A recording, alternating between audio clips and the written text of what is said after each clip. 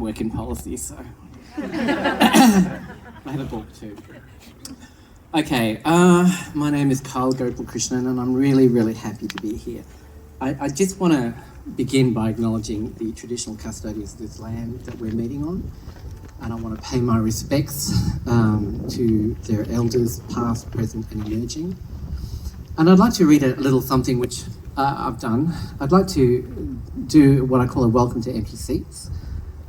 I'd also like to acknowledge our empty seats and empty spaces. To people of diverse sexuality and gender experiencing hardships and barriers on their journey to inclusion, respect and a sense of place in the LGBTI community, I commit to being a more active bystander in welcoming you more often. So that's because the organisation it's a voluntary role. We don't have an organisation in WA, so this is a national organisation. Australian GLBTI Multicultural Council and AGMC for short. And they were formed in 2004. And they're based in Victoria. So the whole thing started off with, I guess it's a peak organisation for multicultural, multi-faith, LGBTIQ plus Australians. And it's not a group that really, especially in WA, it hasn't been very active in the organisation. So I put my hand up to be the WA representative in 2018. I want to talk a little bit, my story is really about how because I've been around the community for 4 decades and I've had so many incarnations, I thought, no, let's just keep it simple. And I'll talk about why I'm doing this role and how I came to it, which all kind of happened in 2015. But it also happened in 2019 when I first got to know the founding member of that organisation, Maria Pallotta-Chiaroli, just a lovely woman, highly accomplished. I have so much admiration for her. And I was doing my honours at Murdoch University on racism in the gay community and within HIV social research. And we got talking interstate on the phone. And then we didn't have much to do with each other for about 15, 16 years. Till 2015 when I started working as the Senior Policy Officer at the Ethnic Communities Council of Victoria. So there's different peak organisations. That was the first ethnic communities in Australia, 45, nearly 50 years now. And there was a lot happening there at the time in 2015. I think that's when they began to merge multiculturalism with countering violent extremism, or CVE, and there was a big pushback in the community. And the following year, so I was doing very mainstream everything, and all my work's not been in the LGBT, it's been very mainstream.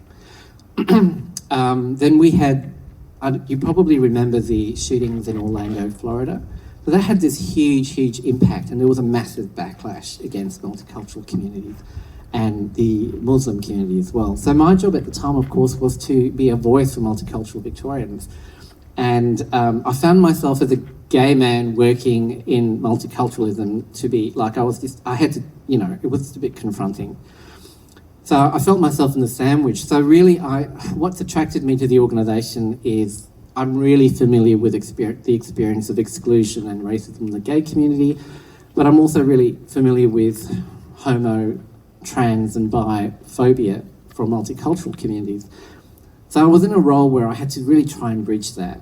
So my relationship with this organisation has been all about my friendship with Maria. So that's kind of the first thing. Friendship is an amazingly powerful motivation. She taught me, when I came back in 2018, my dad died, and that was really, really hard.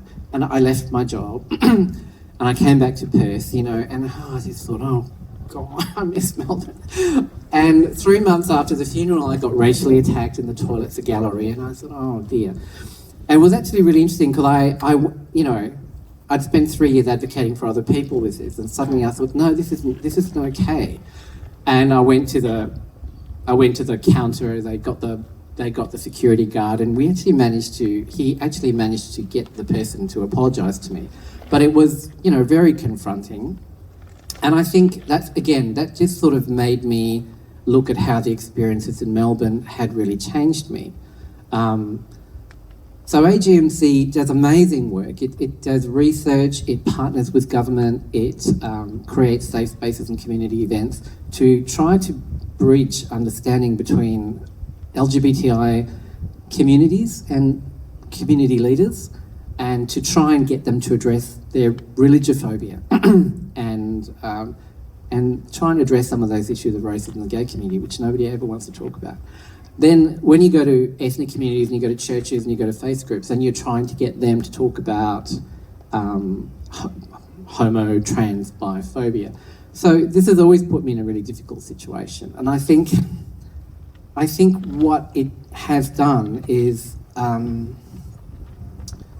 it's made me confront what we all carry, which is our sense of safety. And when I was working in Victoria, in Melbourne, you know, when I did a 6 months secondment with the Islamic Council of Victoria. And when I did, it was like the whole board said, "You can't go over there." I said, "Why not? They're really copying it." "Because you're gay, they're going to kill you." I said, "No, they're not. They invited me." You know? So that actually turned out to be a really terrific experience, and it bonded me with the Muslim community in a way, and I managed to overcome a lot of my own fears there. And I didn't really even know that I was carrying them. So I think since then, it made me try to understand what the AGMC is trying to do. And I put my hand up in 2018 to launch a book, because I'm only like one story and I'm a terrible storyteller. But there are 80 stories in here, and I know Rabble Books can get them in and order it for you. And it's just an amazing book. I'm in it, I'm not the most interesting story there. But there are 80 stories, and they're from all different multicultural LGBTI communities, and they've got all different faiths: Muslim, Hindu, Catholic, Anglican, Jewish, so many. And they're very, very moving stories. And I actually, you know, there's been a lot happening. I won't go on and on, but there's been a lot happening with the Perth City Council.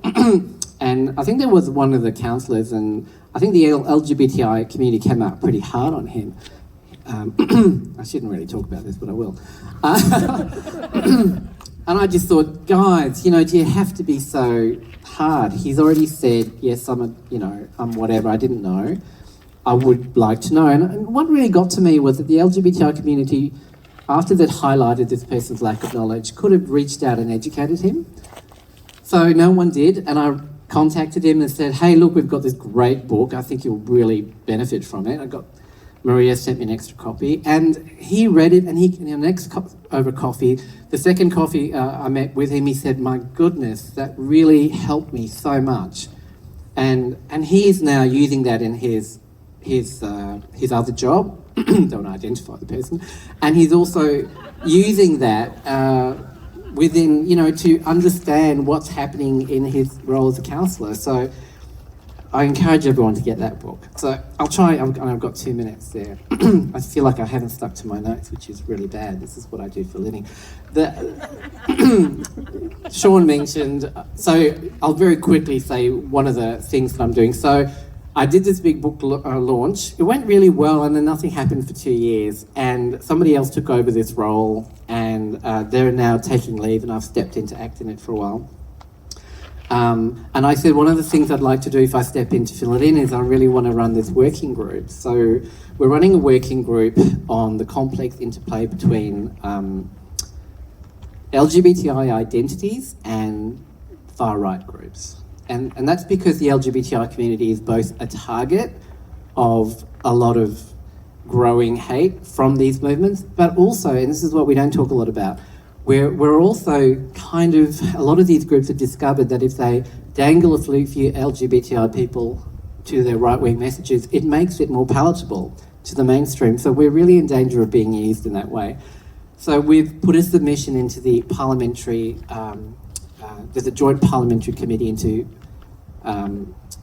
security and intelligence, and they're running an inquiry on extremism and radicalism. So we've put in a 8-page written submission to that, and that's actually going to lead to researchers putting a lens on that practice. So what that means is that the strategies that come out to challenge far-right groups will begin to look at not only protecting us from right-wing groups, but also protecting the people who, get sucked into that message that, hey, Proud Boys, gee, they're really hot, aren't they, No, they're not. That hyper-masculinist thing, you got to look past that. So that's the kind of messaging we're taking to researchers, and I feel really proud about that work we're doing. I know I've got to finish off soon, but I feel terrible because I haven't talked enough about my feelings.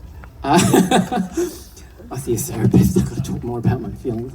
But it was hard in 10 minutes to sort of get everything crammed in. So I'd be really happy to answer more of your questions later on during the question time. That's me, really. And I live in Morley.